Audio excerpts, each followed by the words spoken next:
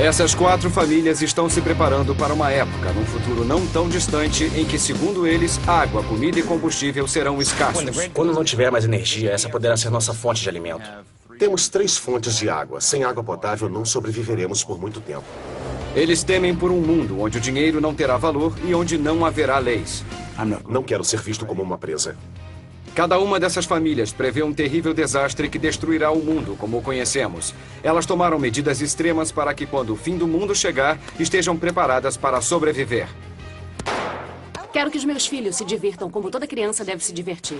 Mas também quero que desenvolvam habilidades úteis. A preparação me fez eliminar alguns de meus hobbies. Não jogo golfe, nem boliche. Acho que tenho cerca de 6 ou 7 mil dólares em comida. Nossos especialistas observarão suas extensivas preparações e concluirão se eles realmente estão prontos para o teste supremo de vida ou morte ou se estão apenas flertando com o desastre. Um brinde ao fim do mundo.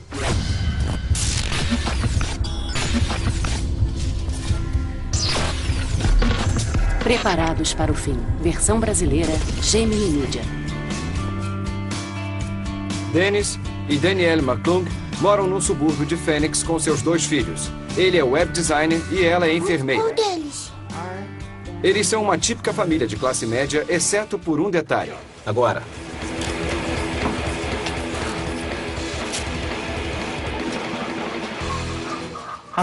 Me preparo para a ejeção de massa coronal em 2012.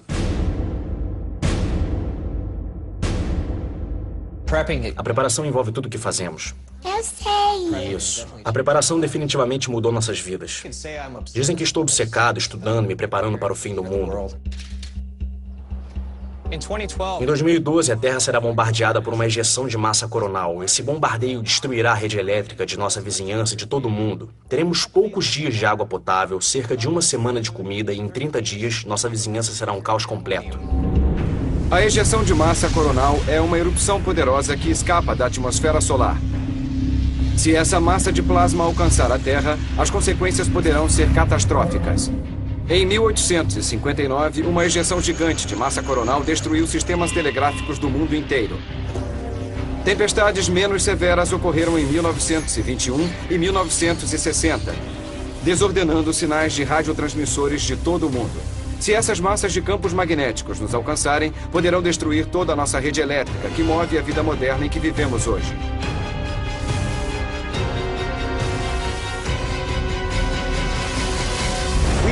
Nós nos consideramos preparadores suburbanos e, como vivemos em uma cidade deserta, enfrentamos diversos desafios que a maioria dos preparadores não enfrenta. Imagino que o dia do juízo final em 2012 será tão caótico que vamos ter que deixar nossas casas e não vamos conseguir cuidar da nossa família.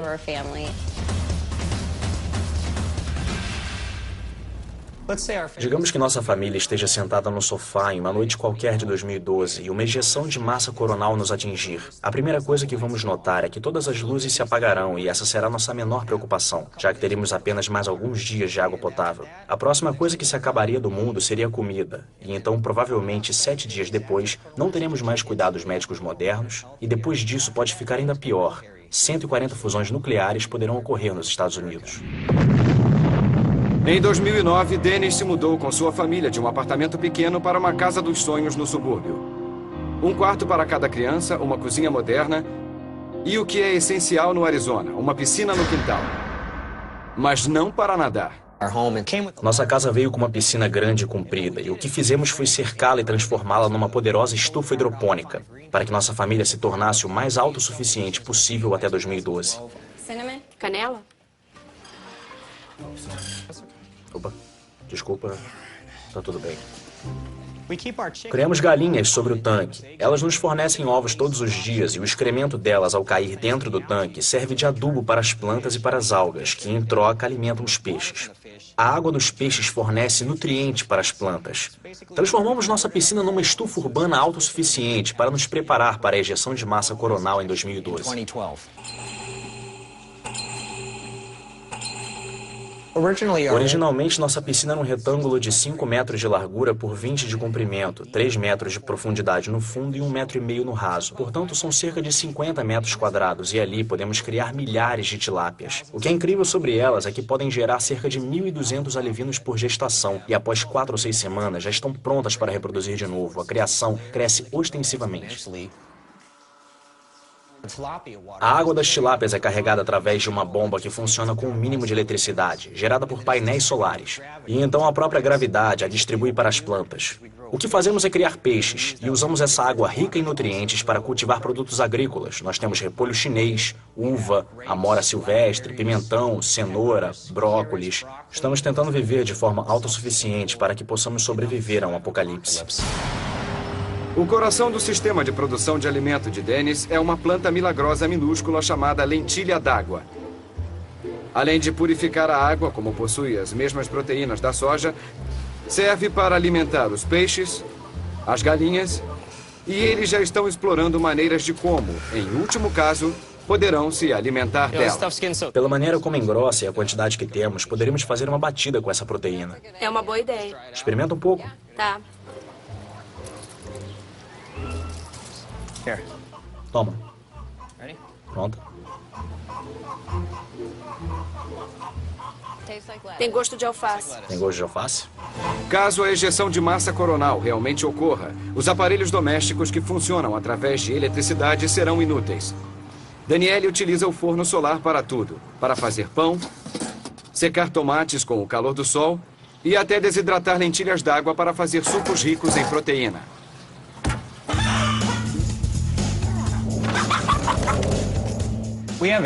Temos 8 galinhas que criamos dentro de nossa piscina. A cidade permite que criemos um pouco mais de 10, mas temos apenas 8. Tentamos chamar menos atenção possível. Caden tem orgulho de ser o responsável pelas galinhas. Ele dá comida e água para elas e também recolhe os ovos. Normalmente recolhemos cerca de 5 a 8 ovos por dia. 3 marrons por enquanto? Muito bem. A criação de animais da família McClung vai além de peixes e aves. Eles também criam um tipo de animal exótico, mas muito útil. Mesmo sem energia elétrica para manter a geladeira funcionando, eles ainda terão leite fresco todos os dias. Temos uma cabra e um bode pigmeus do oeste da África que nos fornecem 2 litros de leite por dia. Leitinho, essa é a função dela.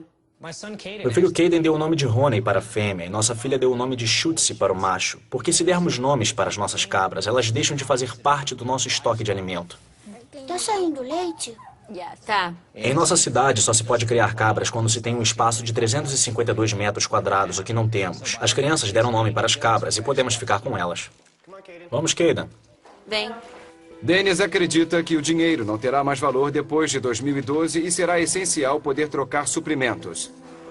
Se isso acontecer, ele acredita que possuirá um recurso que será mais valioso do que o ouro. De sua piscina nascem vegetais. Olha o que eu tenho. Podemos trocar por enlatados? Eu adoraria. Adoro vegetais frescos. Obrigado. Dê uma olhada e escolha os enlatados que desejar. Então faremos a troca. Não tenho milho nem champignon e são ótimos ingredientes. Estamos nos aperfeiçoando no comércio de troca porque acreditamos que os alimentos serão a moeda do futuro. Dennis está constantemente de olho no futuro, pensando e planejando como pode aumentar ainda mais sua vasta produção de alimento, água e energia, para que esteja preparado, de acordo com o que ele mesmo diz, para o fim do mundo como o conhecemos. Na fronteira do deserto de Fênix, a água é imprescindível. Mas se as bombas elétricas que distribuem este recurso importantíssimo para a cidade e para os subúrbios deixar de ter utilidade, como Dennis previu, a água estará em escassez extrema. A cerca de um quarteirão da minha casa existe um canal, então ainda teremos água quando a energia elétrica acabar, mas boa parte das pessoas não terá. Eu pratico aqui 3 diferentes formas que inventei de purificar a água.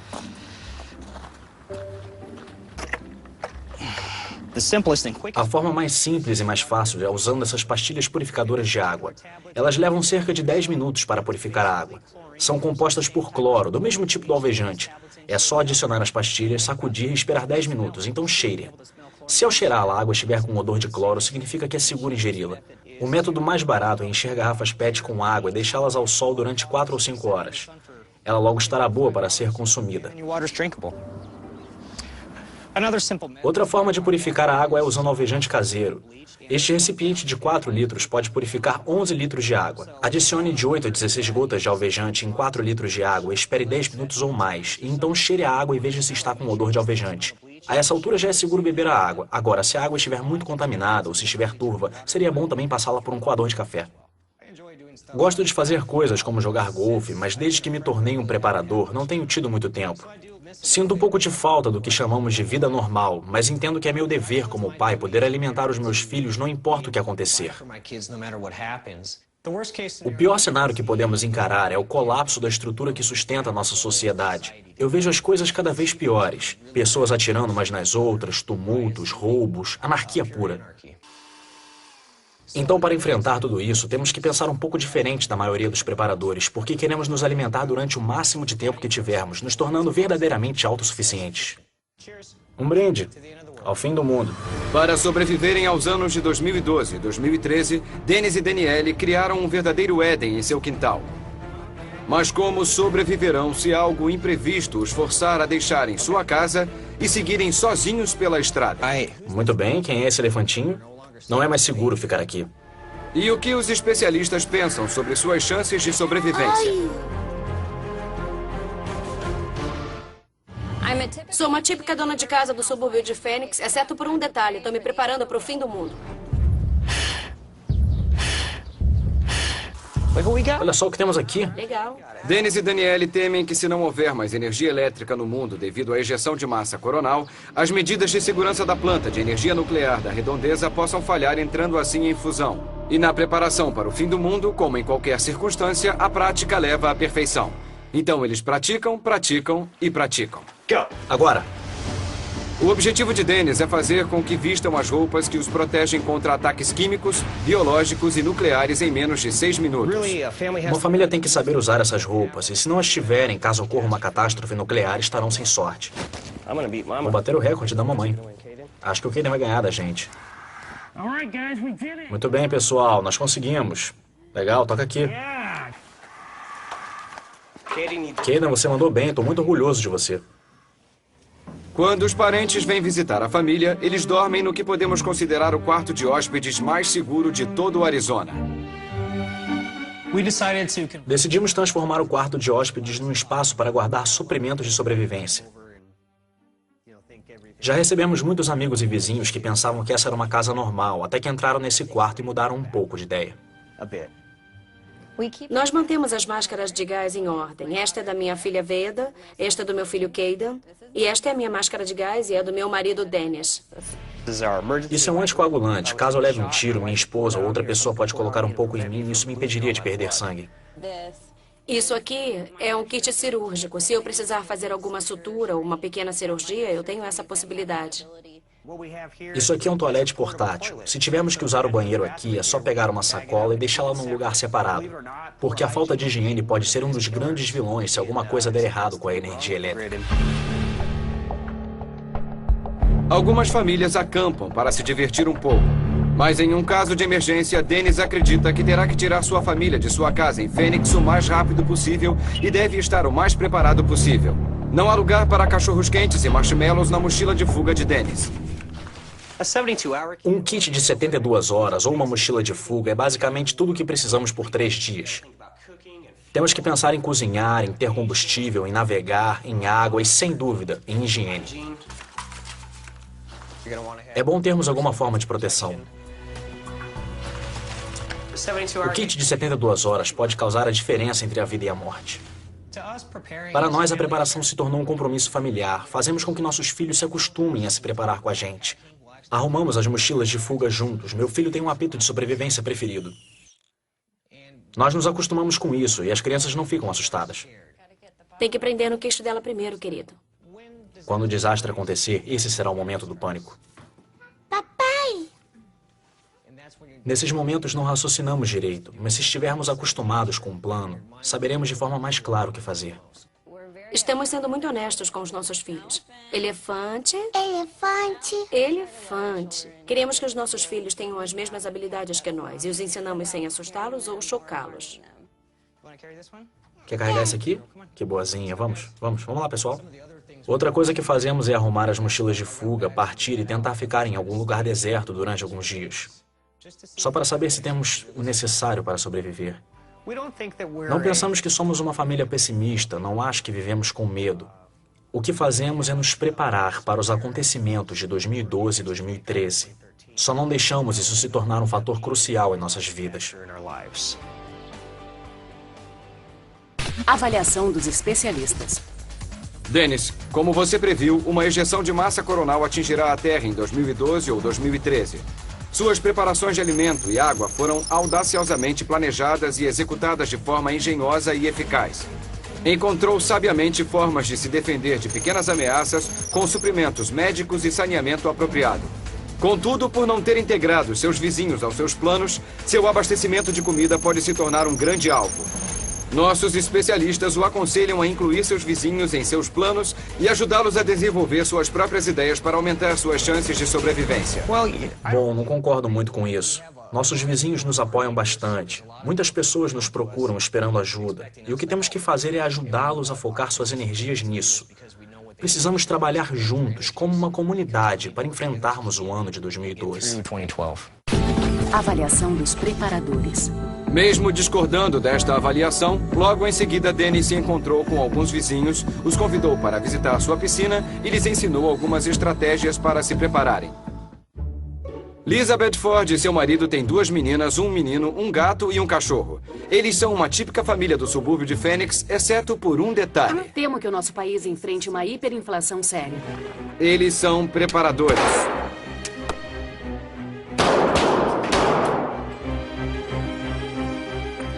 Acho que para um não preparador, o que fazemos parece uma obsessão.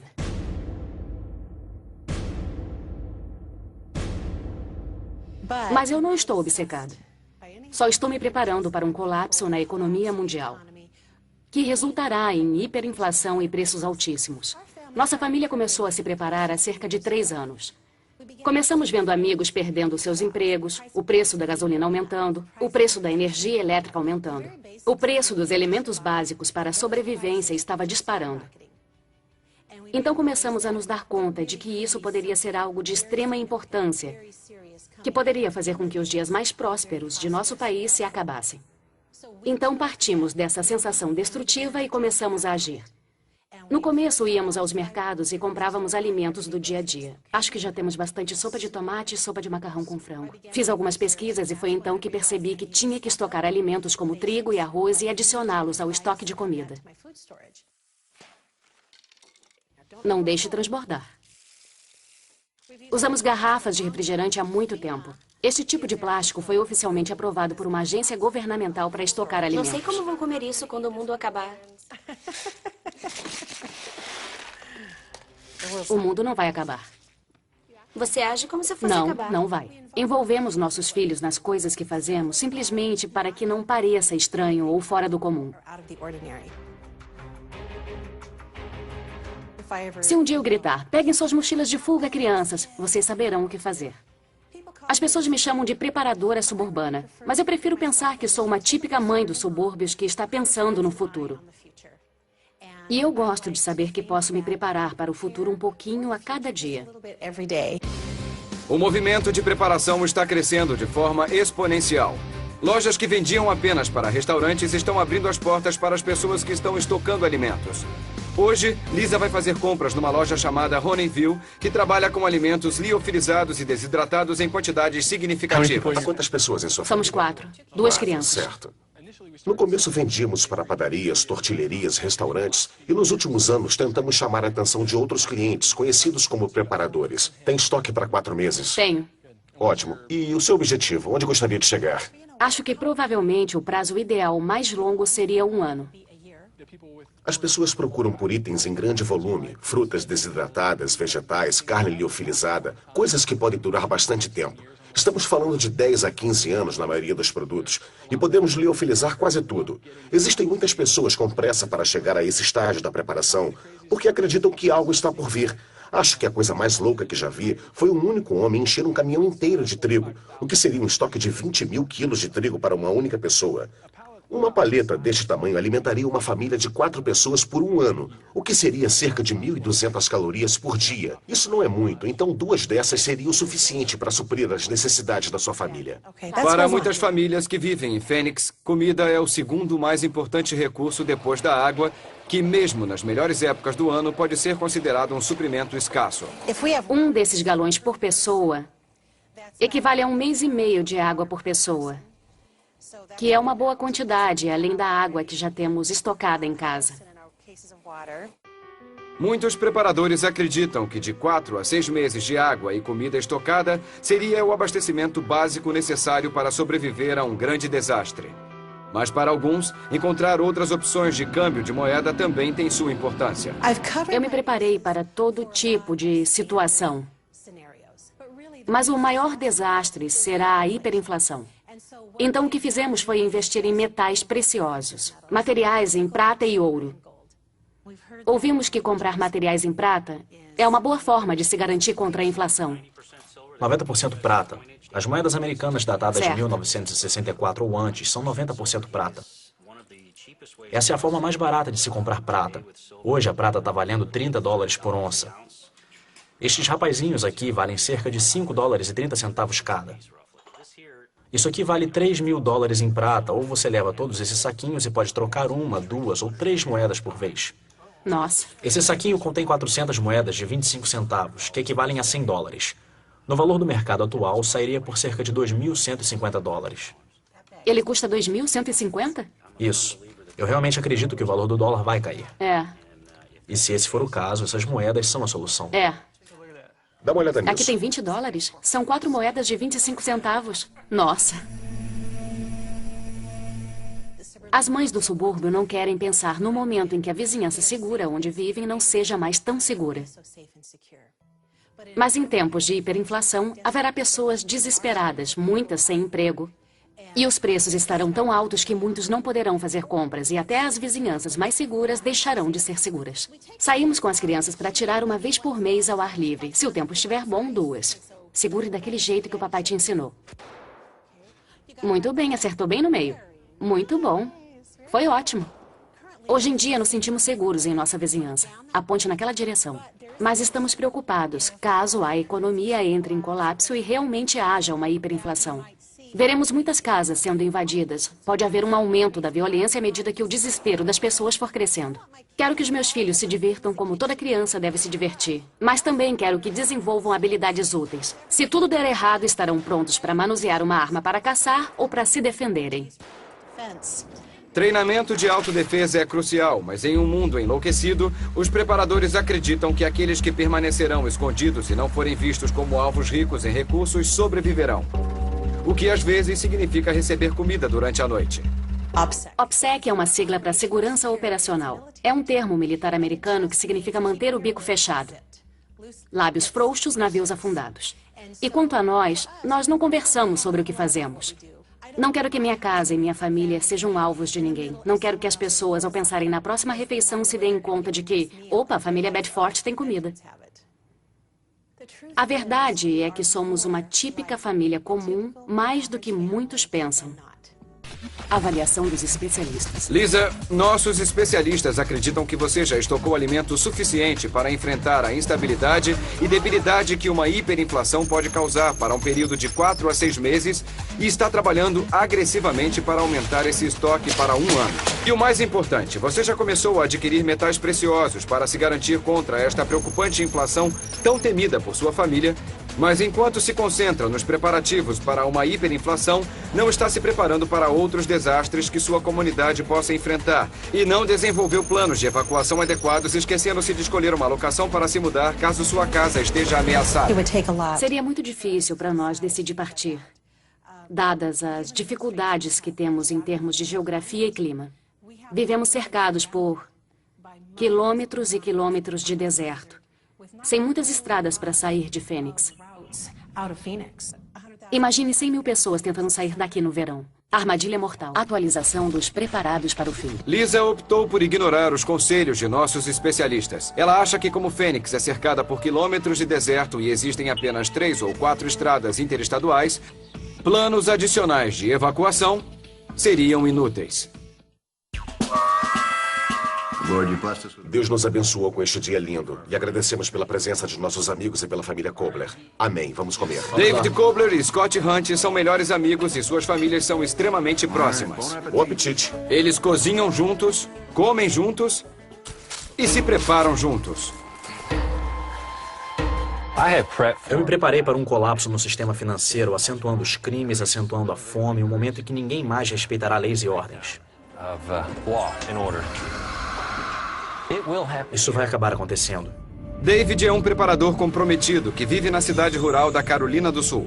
Se essa crise econômica mundial pela qual ele teme ocorrer, ele e outras 4 famílias que dividem a mesma ideia planejam deixar suas propriedades e se unir numa fazenda que fica a cerca de 20 minutos da casa de David para formarem sua própria comunidade de preparadores.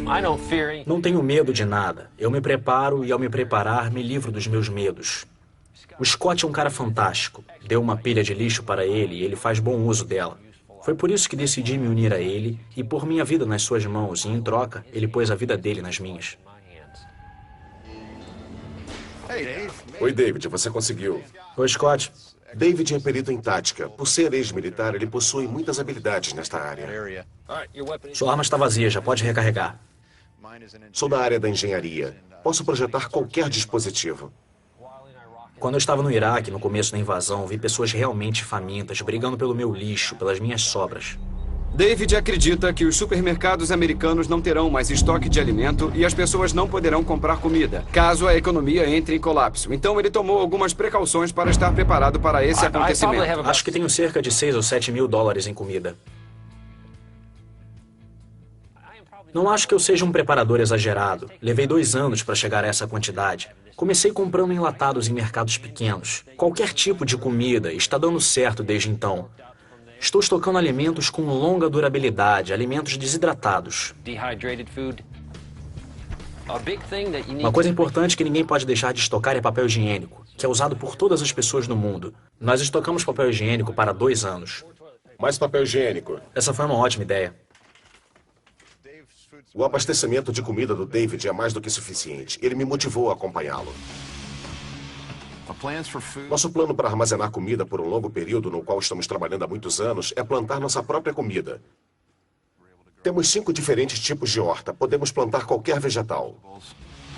Já se antecipando para o aumento disparado dos preços, eles criam suas próprias vacas para o leite, galinhas para os ovos e ainda podem abatê-las para se alimentar de sua carne. Scott planta 550 quilos de trigo por ano. E para estar preparado para a falta de farinha, ele coloca sua filha de 10 anos, Sarah, e sua velha bicicleta para trabalhar. Pronto. A mamãe vai precisar de 4 copos. Agora minha filha está amassando o trigo na bicicleta de triturar grãos que construí. Dá muito trabalho amassar com as mãos. É muito mais fácil usar a bicicleta. Então amassamos o trigo hoje e fazemos pão amanhã.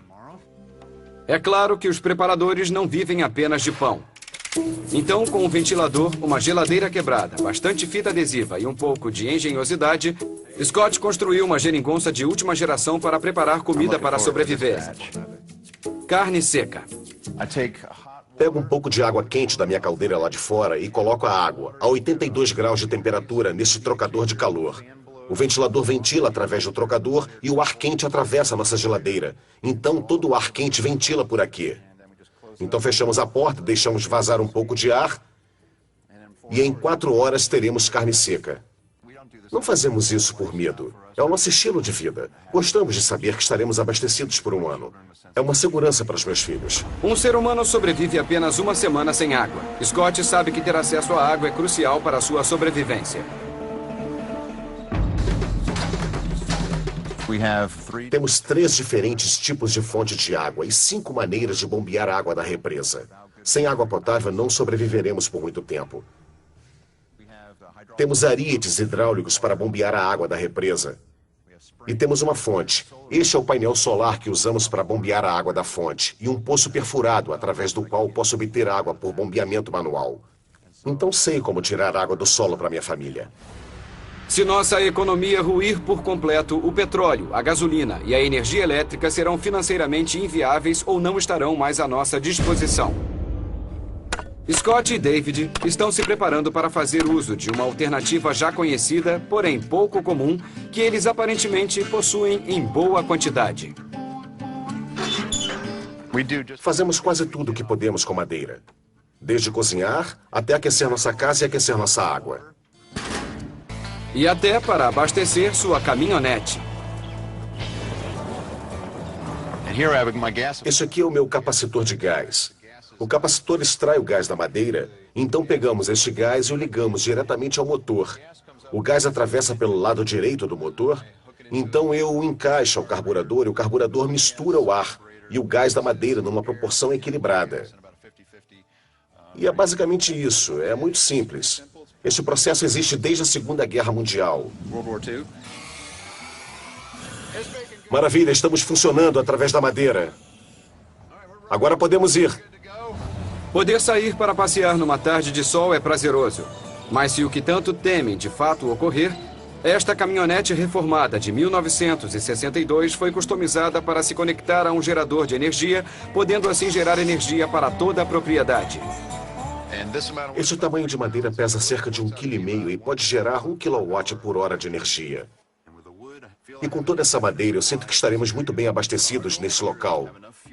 Nosso objetivo é ter combustível suficiente por 1 ano, cerca de 4 horas por dia para manter as geladeiras geladas e para usar qualquer ferramenta, máquina ou soldador quando precisarmos. Antes me chamavam de louco, mas hoje não ouço ninguém me chamar assim. É claro que eu não sou louco. Já presenciei muitas coisas em outros continentes. Isso me motivou e me fez rever a minha forma de pensar. Hoje podemos recorrer ao 190. Um dia não poderemos mais, e nós mesmos seremos responsáveis pela nossa segurança. Caso nossa economia entre em colapso, Scott e David acreditam que serão atacados por assaltantes nômades e terão que proteger o que construíram em sua propriedade. Se não tiverem um plano, estarão em perigo, porque ninguém poderá ajudá-lo. Na cidade rural da Carolina do Sul, Scott Hunt e David Kobler estão num longo processo de preparação para combater seu maior medo, um possível colapso econômico mundial. Gastaram anos e investiram alto para construir uma comunidade de preparadores autossuficiente. Porém, tudo pode ter sido em vão se não puderem se proteger dos invasores, que não tiveram a prudência de se prepararem. Se você não tiver comida, vai morrer. Se você não tiver armas, alguém pode roubar sua comida. Na minha opinião, tem que existir um equilíbrio entre armas de fogo e comida. David Kobler possui muitas armas e milhares de cartuchos de munição. Frequentemente, ele coordena uma sessão de treinamento de tiro do qual todo homem, mulher e criança deve participar para que estejam preparados para o dia em que terão que tomar a mais importante decisão em questão de sobrevivência: matar ou morrer.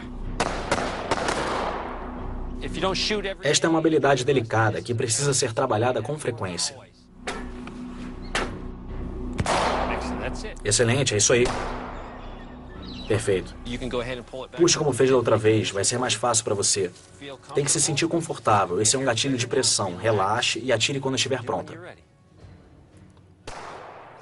Saber usar qualquer arma que nosso grupo de retirada possuir é essencial. Eu nunca usei uma R15 antes. Tenho 4 AR-15, uma para cada membro da família.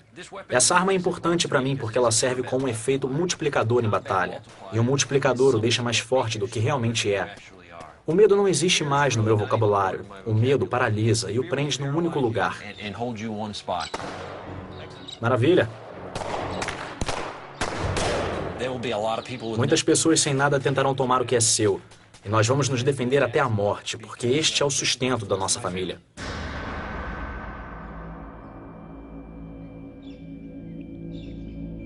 $220 mil metros quadrados são praticamente impossíveis de se defender de forma eficiente.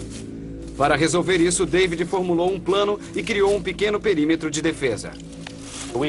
Decidimos nos concentrar e vigiar apenas 20 mil metros quadrados à noite.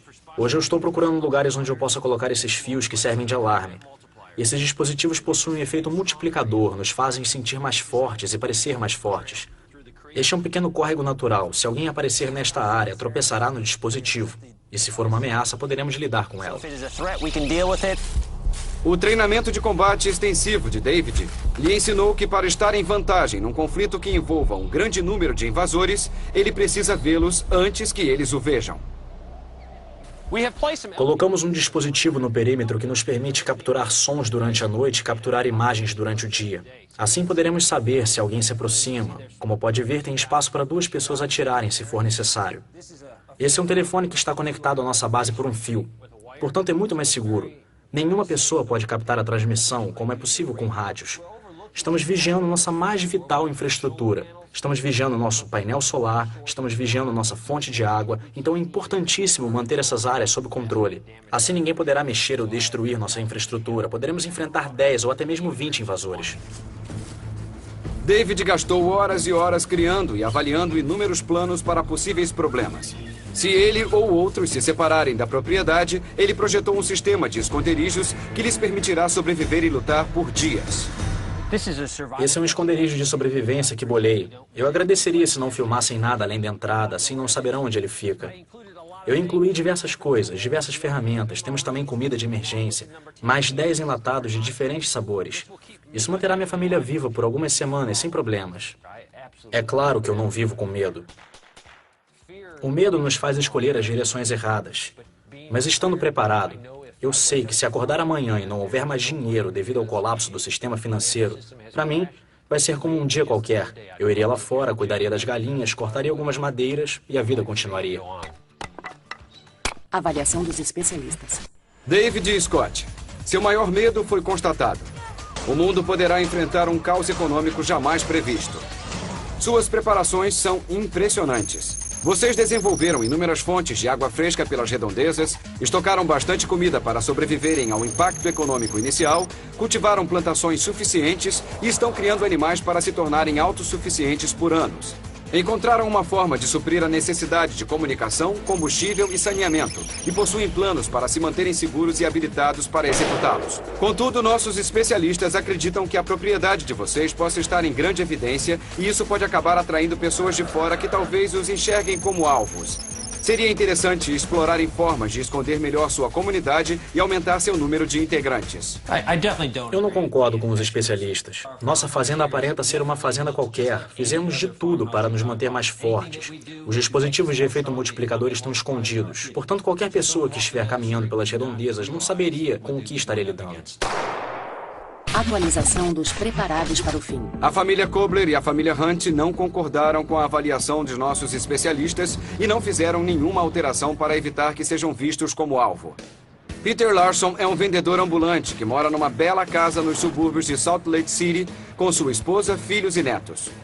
Sua vida é tão comum quanto a de milhares de americanos, exceto por um detalhe. Passei parte da minha vida me preparando para um holocausto nuclear. Ele é um preparador. Acredito que exista uma grande probabilidade de ocorrer um ataque nuclear nos Estados Unidos. Provavelmente por um terrorista. O pior pesadelo que eu poderia imaginar seria um ataque nuclear onde uma organização terrorista conseguisse ter acesso ao sistema de armas de Omaha, Nebraska, e o conseguisse destruir. Um preparador é uma pessoa como eu, que se prepara. Isso não quer dizer que eu sou extremista. Eu simplesmente decidi que era hora de encontrar um abrigo para mim e para minha família.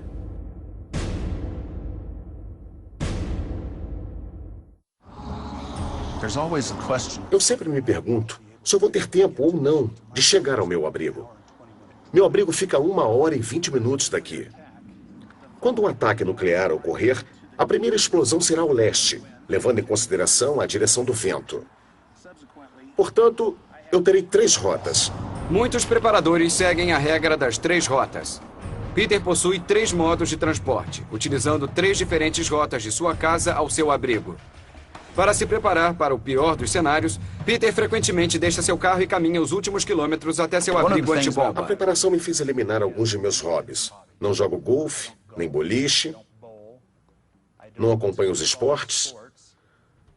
Na maior parte do tempo, estou focado no que fazer para preparar minha família para um holocausto nuclear. Esta é minha mochila de fuga. Eu a carrego para todos os lados. Esta mochila contém tudo o que eu preciso para chegar ao meu abrigo. equipamentos para montar uma fogueira, uma serra elétrica, filtro para água. Se estivermos lidando com um colapso no sistema nuclear, o ambiente pode se tornar hostil. Por isso é importante ter à mão água potável. Eu estou bombeando esta água através de um filtro de cerâmica. É como bombear a água de uma pedra. Portanto, eu ficarei protegido de qualquer substância tóxica que houver nela.